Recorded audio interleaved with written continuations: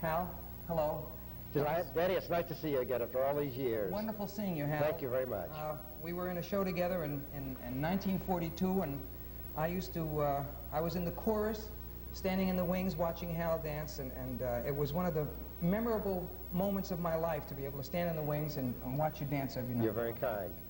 I would like you for this series, which I appreciate you giving your time up today, to come and talk about your life as a dancer and put it in the record for the future historians. I'd like you to tell us a bit about your early years and how you got to be a tap dancer, which I don't even know. I'm hearing for the first time. Well, as a matter of fact, this goes back to my hometown, Cincinnati, Ohio.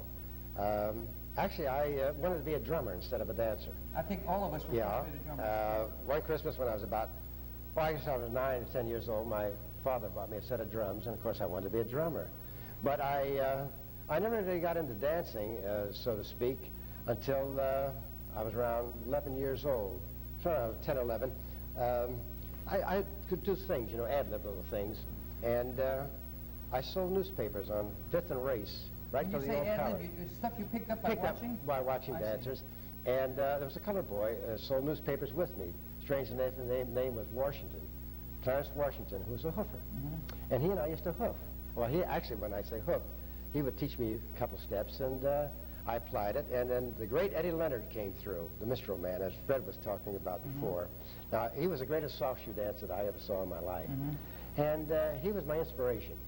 I wanted to go in show business after I got a taste of seeing that's going back to the two-a-day now, two-a-day vaudeville. And so I went backstage and auditioned for him after the matinee. The doorman was a very dear friend of mine. How old were you then? I was just about 11 years old. Oh, just really a kid? Yeah, just a kid. And actually, I I spoke Ida, Sweetest Apple Cider, and I did a little soft shoe, and Eddie Leonard said, my son, boy, stay with it, keep it up. He says, you've got the makings of a dancer. Well, that was the greatest encouragement I ever had in my life. So that's how I really got involved in dancing. And did you study then? Did you no, I hoofed around. I took a couple of lessons from a fellow by the name of Pop Fables. And then I decided I'd learn by stealing steps. I used to go and sit in the peanut heaven, the gallery, and watch all the hoofers come through and try to imitate them. That's how I learned to dance. Yeah, I'd go home and practice it. Maybe I didn't do the exact step, but something quite similar to what they did. And that's how I really got involved in the thing. Then I, more or less, I used to practice. I used to practice 5-6 hours a day just to get the cleanness of the taps. And just doing steps that you picked up and then improvising? Improvising around them. Because I know you were one of the great improvisers of all time, and I think I first saw tap dancing being improvised when I was in that show with you, and it was a revelation to me to see, because I used to, when I first learned how to tap, I was taught you did 2 bars on one side, you did 2 bars on another side, and you did the first 2 bars again, and then a break, and so up to that point in my life, that, as far as I was concerned, that's the way all tap dancing was done. And well, as a matter of fact, to this day, I do not dance a routine. I have basic steps that I you have surefire steps. Surefire that if I miss there, I'm through for the rest of the day. But however, I just work around those steps. And sometimes it's great because you feel in a wonderful mood and you're inspired and you can create a lot of wonderful things, but you can't do them again. Not exactly the same way that you add them the that's first the way time. Comics do television today. They don't want to come on and talk about themselves, do their jokes to each other or to anybody around the studio, so they come in and they go blah blah blah blah blah, fuss, and I do this, so that they are fresh on the stage. And that's the way you approach the dancing then. Well, in the old days, I first came to New York in 1929, and nothing happened. But the following year, 1930, I came to New York, and I was in a rehearsal hall. A little Asian by the name of Marty Samter came in, who I never met before in my life, and they were doing a show up in Boston called Tattletales. Now, this was with a wonderful comic by the name of Joe Penna. And I was wet behind the ears. Wanna Buy a Duck, Joe Penna. And Alexander Leftwich was the producer of the show. And a little girl by the name of Polly Wallers. Do you remember a girl by the name of Polly Wallers? No, I don't know. An excellent ingenue was in that show. Later, she became quite popular in the early days of motion pictures. And then she just, of course, faded from the scene. But however, that was my first show, and it was the biggest flop in the world. As a matter of fact, it was a waste of time. I think I did 2 performances, and that was the end of my career in Boston. Just temporarily? Just temporarily, of course. And then I how I happened to really get involved in show business, rehearsing again, and Marty Sampler sent me over to a songwriter by the name of Benny Davis. Wrote, Margie, I'm always thinking of you, Margie. And he was doing an act called Future Stars of Broadway. Vilma and Buddy Ebsen. Buddy Ebsen was a great dancer, old slides. Vilma and Buddy Ebsen, Martha Ray, little Jackie Heller, and myself. And we played the Palace. The Palace was then still 2 a day. I was on a bill, or rather we were on the bill with Harry Richmond. Now you were only in New York 1 year, and you got to play the Palace? I got to play the Palace. It was fantastic. It was incredible. It happened too quickly, so to speak. However, that was actually the showcase for me for a show that Green and Gensler were producing called The Gang's All Here with the late Ted Healy. They had produced a show. They had a show running on Broadway then with Joe Cook, Fine and Dandy, and Eleanor Powell, a great female dancer, was starring in the show, actually featured in the show. Joe Cook was the star. And this show, The Gang's All Here, I was hired as the hoofer. Now, Ruby Keeler was in that show. Sean Lee, I'm talking about old vaudeville names that were great established vaudeville names. Well, Ruby Keeler is known still, today yes. because of the things she just Yes, did. right. But anyhow, that was a showcase for me, and that was a big flop. But Ziegfeld saw me, and I was signed for the Ziegfeld Follies, the last Follies that Ziegfeld produced. And that was in 1931. 1931. So you came to New York in 1930. That same year, toward the end of the year, you went into the Palace, and the following year you were starring in, were you starring in it? No, just featured. Actually, Harry Richmond, Jack Pearl, Ruth Etting, Gladys Glad, Helen Morgan, they were the stars. I see. Buck and Bubbles. Bubbles, a great dancer, was in that show. Too? They were in that show, too. And you did a solo piece, though. Yes, matter of fact, I did. I worked with a great dancer by the name of Mitzi Mayfair. I was teamed with her in the second act. I know who she is. But in the first act, I did 2 solo numbers. Oh. And then I did this Changing of the Guard in the second act, which Mark Conley was the choreographer on. And actually, that was a real, you might say, though, that was a real break. But the break really came to Palace Theater for me. The Palace Theater was the entree for The Gang's All Here, and The Gang's All Here was a stepping stone to Ziegfeld Follies. I'm absolutely incredulous that you never studied when you were a youngster. No, You just picked up some steps and then went in a room and worked out by yourself. Well, let me put it this way. I think it's a God-given gift, because when I say I wanted to be a drummer, I could do paradiddles, and I could do the same thing with my feet. So it was effortless for me to just think of something and be able to do it, quite similar to what I had in mind. And as a result, it just more or less came natural to me. Well, I haven't met anybody. I know that most of the black dancers, I think, picked up things like that, didn't they? They sort of, I would imagine, I don't know about Bill Robinson, do you? I don't imagine he studied. He must have picked Bill Robinson was my closest friend. Now, if I can insert something a little humorous here, which is very close to my heart. Bill died when he was 72. Now, 6 months before he died, he had had a cataract removed from his eye. And I was walking down with my wife down Broadway, right in front of the old Palace Theater. Now, this is, of course, years later. And lo and behold, coming towards me is Bill Robinson with a cane. He could hardly walk. And his agent for all those years, Marty Forkins. And Bill was struggling along. And now, Bill and I were very, very close, extremely close. I became very friendly with Bill after the Follies run. And I talked about Hoofer's Club that I became a member, which he was a president of in Harlem. I want to hear about that. So anyhow, Bill really didn't recognize me because he could hardly see. But when I said, Uncle Bill, I always called him Uncle Bill. He knew me right away. He says, son. He always called me son. He said, now I'm going to give you the dancer's hello. And he held onto the cane. He did a time step to Betty. So he gave it to me, and I did a time step. And we shook hands. He looked up and down. He says, son, there ain't a dance on the street but just the 2 of us. We're the only dancers on the street. You remember that, son. Just you remember that. Oh, boy. And that was the last I saw Bill. But what a wonderful thing, memorable thing. But Bill, when I first came to New York and after the Follies, this goes back now, actually 32. Now, you were in the last Follies. I was the very last Follies Ziegfeld produced. There had been other Follies by the Schuberts. Yeah, there were Follies later on. 1935. But this is the last Follies that Ziegfeld produced. He died the following year. Bill Robinson invited me up to Harlem to join the Hoofer's Club, or to meet the Hoofer's Club. Now, I felt that I was going to be an honorary member immediately. But I had the surprise of my life, because when I got up there, they had a platform, I would say it was about 6 feet high on stilts, made of beautiful maple. It was about 6 foot by 6 foot. And Buck Buck was a great jazz pianist in those. He never studied. The little guy. Yeah. So there was a little upright piano on the side, and this is outdoors, you know. This isn't in the hall. This is outdoors. And every dancer I ever met in my life was up there. All the hoofers. So Bill says, "Son, get up on this platform." So I get up on the platform. So one dancer says, "Do a buck dance, man. Do a buck dance." So I did a buck dance. Now do a rhythm dance. I was doing rhythm, crossover, slide, rip, rip. They said, "Do a little soft shoe." I was doing a little soft shoe. Finally, someone said, "Do a little sand." They spread sand. And I had to do the sand, and I said, "What is this? What am I auditioning for?" They said, "You're not auditioning, man. We wanted to know if you can become a member here. We got to see how clean you are." Now, underneath they had dancers. Listen, the cleanness of your taps, how clear they were, you know.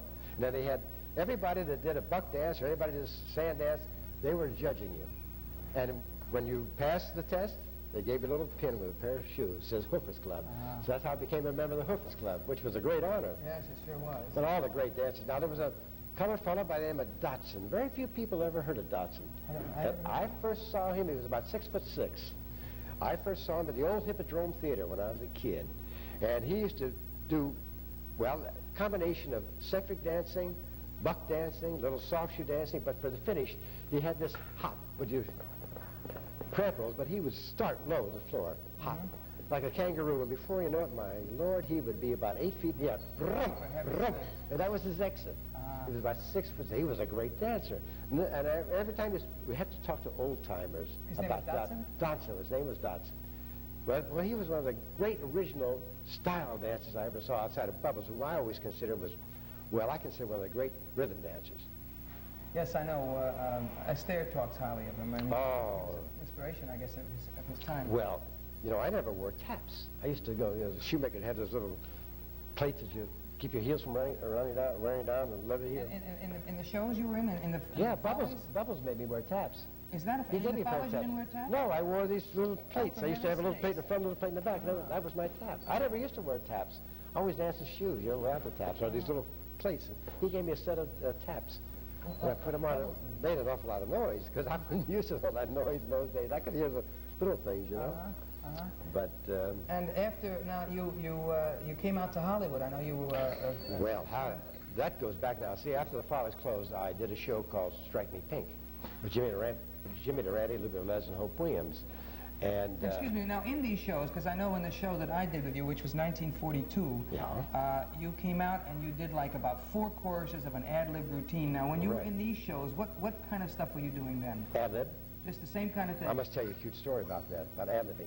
In the Follies, Mark Connolly was a choreographer. And Mark Connolly was staging this number called Changing of the Guards. And I, for the life of me, couldn't remember the routine. You know, we had to come out. Yeah, you had it all set.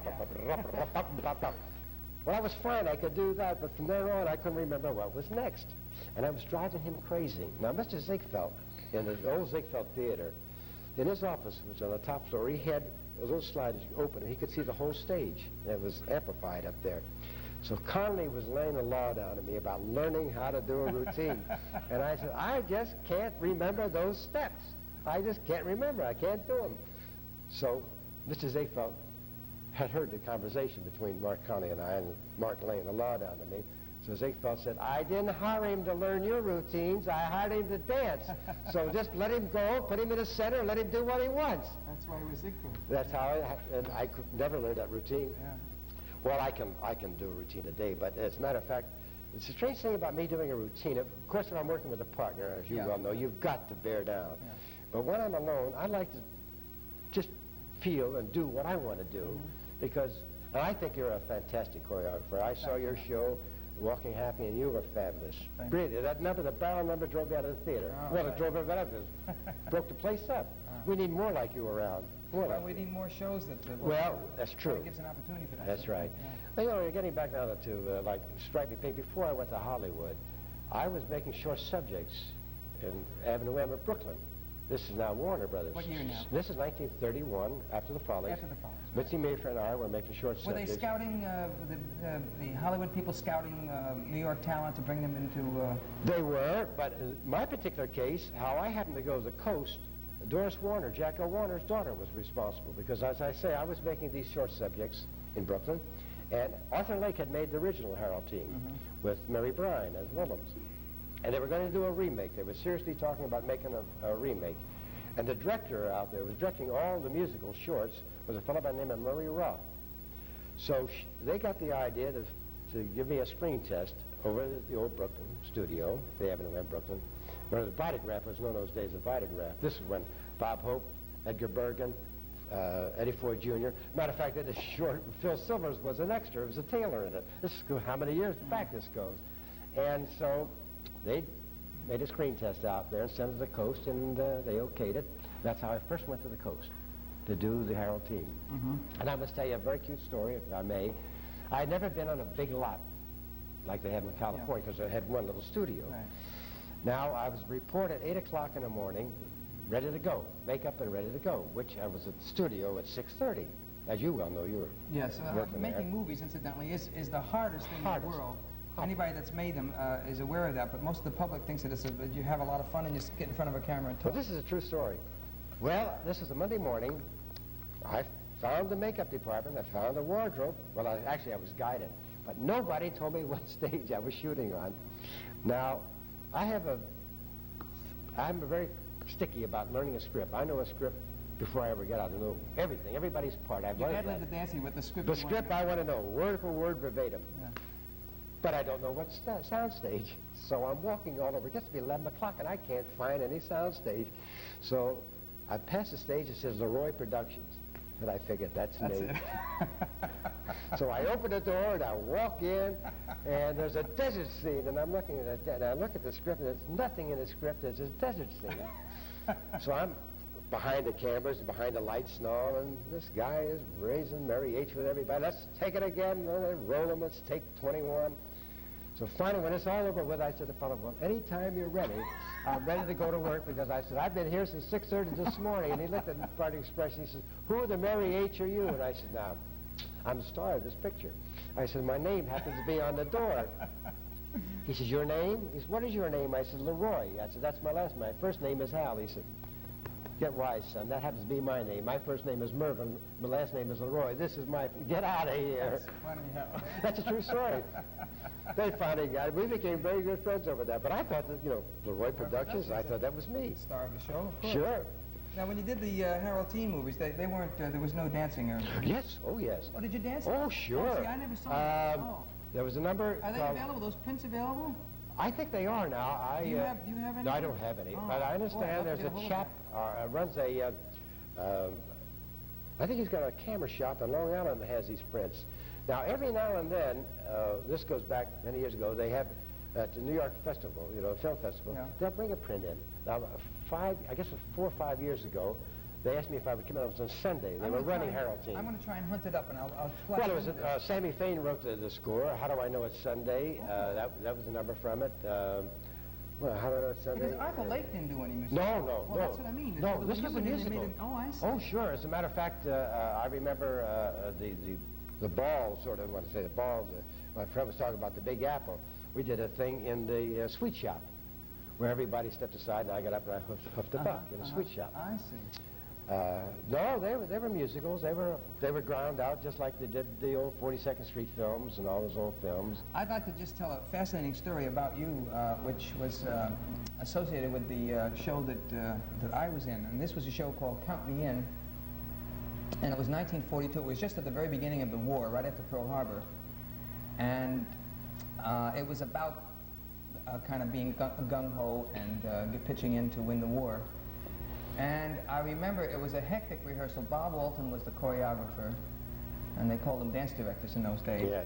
And we went through all of these Alton production numbers, and you had the book rehearsal, and I know you played the part of one of the family. I played the air raid warden. The air raid warden? Yeah. Oh, is that what it was? I forget. But I do know that we were ready to leave New York and open in Boston, and suddenly the producer, what was his name? Was it Kaufman? Harry Kaufman. Harry Kaufman. Yeah, that's right. Right.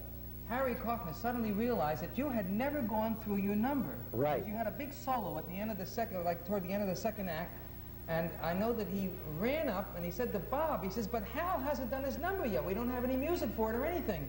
And Hal said, that's all right, Harry, don't worry about it. And he said, but you haven't even, he says, don't worry about it, Hal said.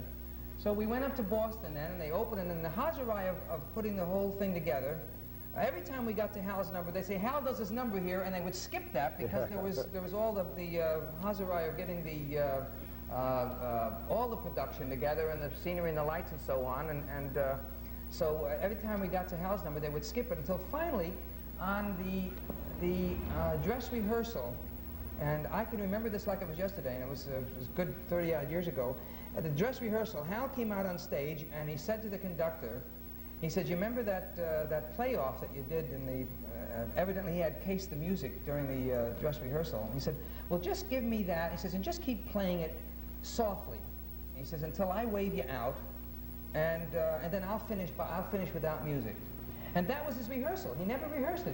He never went through the number, dress rehearsal, and the next day we opened. And that night we opened, and Hal came out on that famous spot where they said Hal does his number now, and we skipped to the next thing.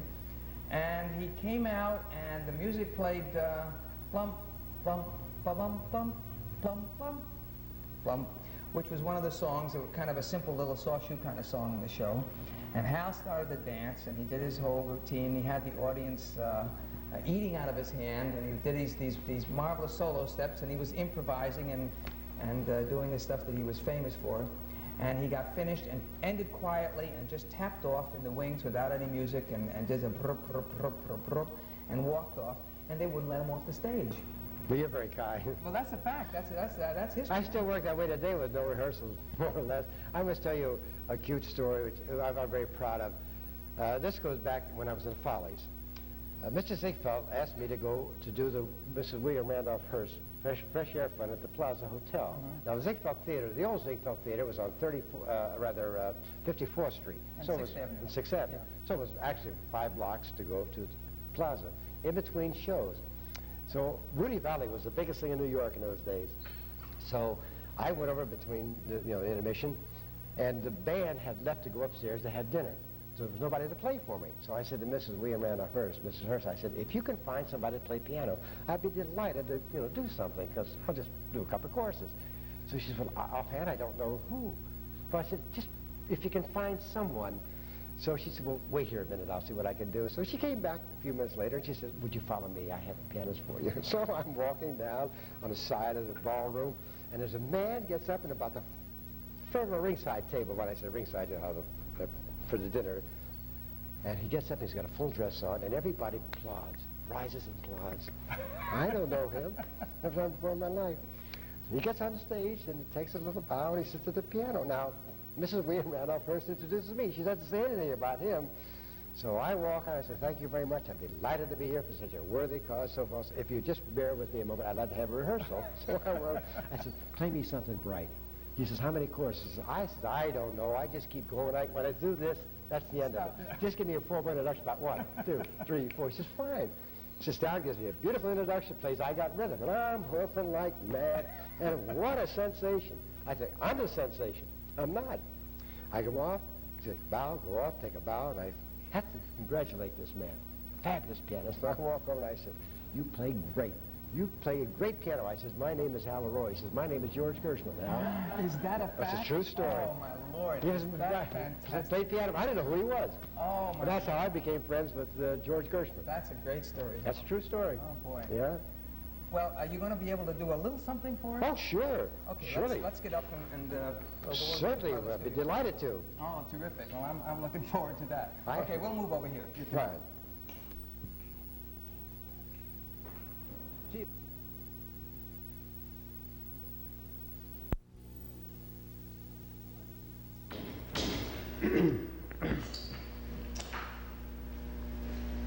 Okay, Hal, we're going to see some of your marvelous footwork now. Just show us a little bit of the steps that you used to do in the beginnings, if you can remember those, because I know that you've done a lot of repetition of it, in later We're years. going back now, talk about dancers. When I first came to New York, in order to get a job, every dancer had to have a style.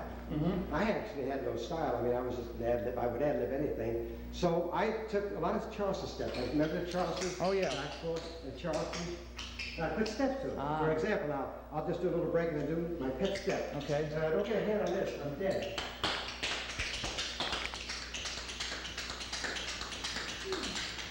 That's the one. Beautiful, beautiful. That's Yeah. the Charleston. Beautiful. I'll save this step, and I call this Charleston. Yeah. That's time dancing. Beautiful, It's beautiful. flashes. Yeah. Now, time step, you talk about time step. I have a time step that I warm up there. Simple little time step. It's over here, like this. Nice, nice. Now, simple little step. Yeah. Now, cramp rolls. Now, talk about cramp rolls. We discussed the cramp rolls. I do what's called traveling type cramp rolls, like this.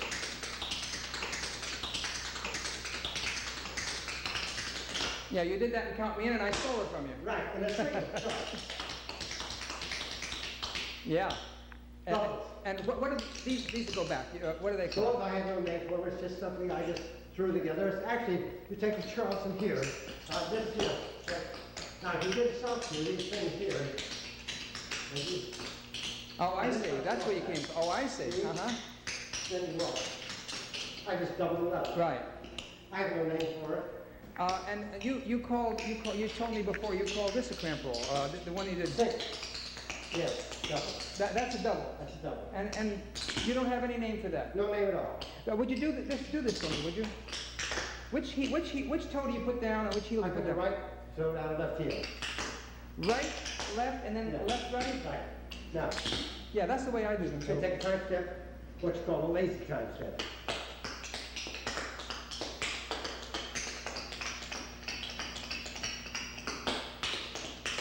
Just a lazy one.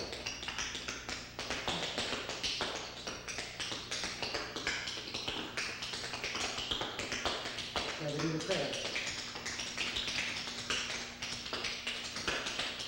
Pull back.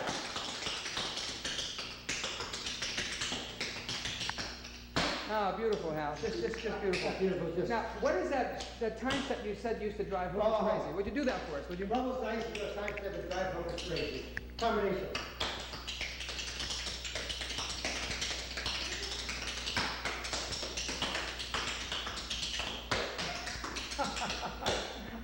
Do it again. Do it again. Go I ahead. can't remember. Ah, that's great.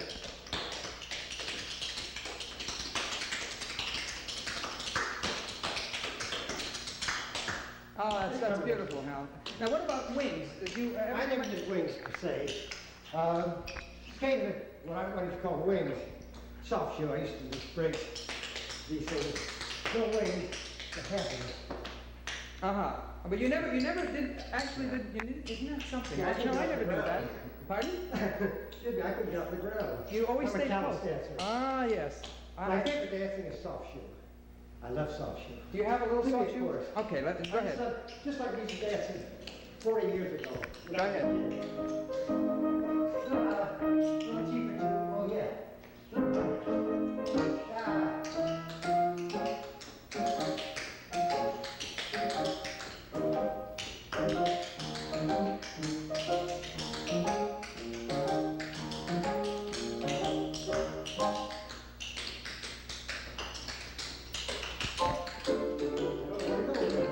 I know, you need more room.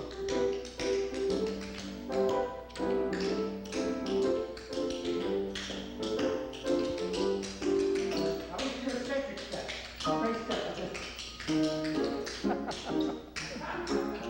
Beautiful.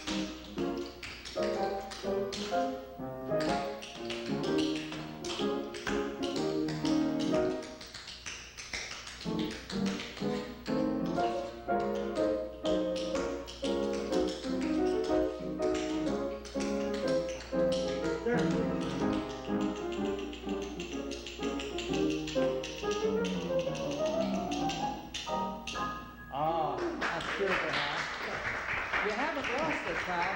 Pardon? You haven't lost it. It's Oh, all I there. don't It's know just, about that. no, it's just great. Just great. But I'd love to go back to the old days.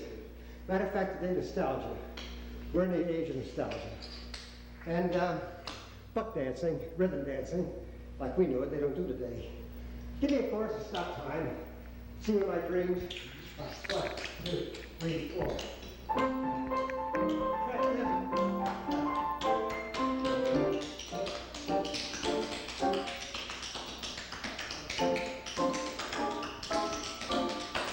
Go over here, tell me.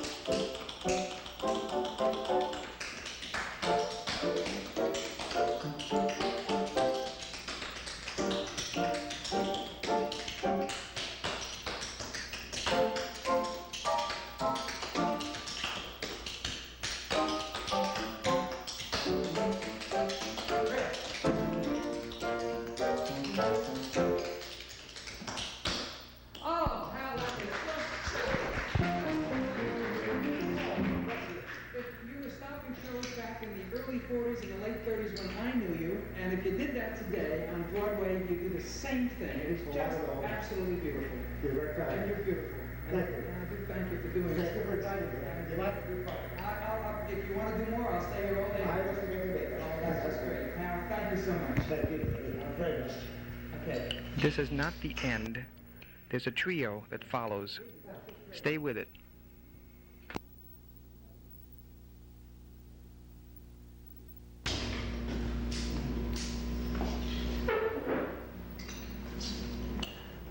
Okay, we were going to wrap up this session with Fred and Hal here, and then they said, well, why don't we do that? And I said, well, if you would, it would be just great. So I know you guys do a lot of concerts and that sort of thing around. Benefit shows. Benefit shows.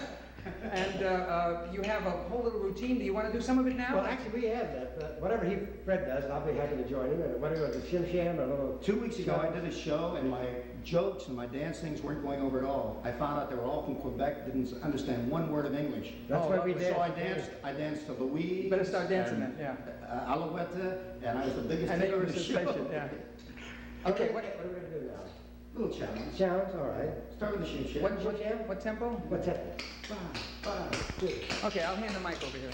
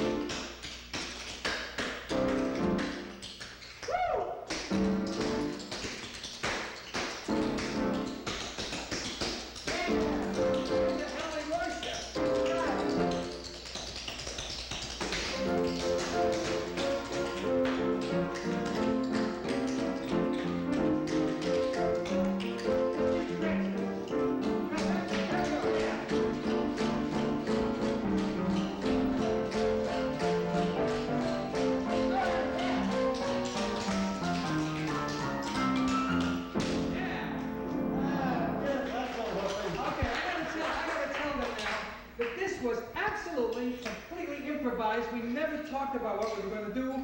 We just did it, and that's really old. That's what it was. Yeah, Fred. Danny, pleasure. Oh boy. Just good to forget with you guys. Yes, oh man. I'm gonna do it again. Right. Okay. He keeps getting younger. He's fantastic, and so are you. Catch up to us. Okay, thank you all.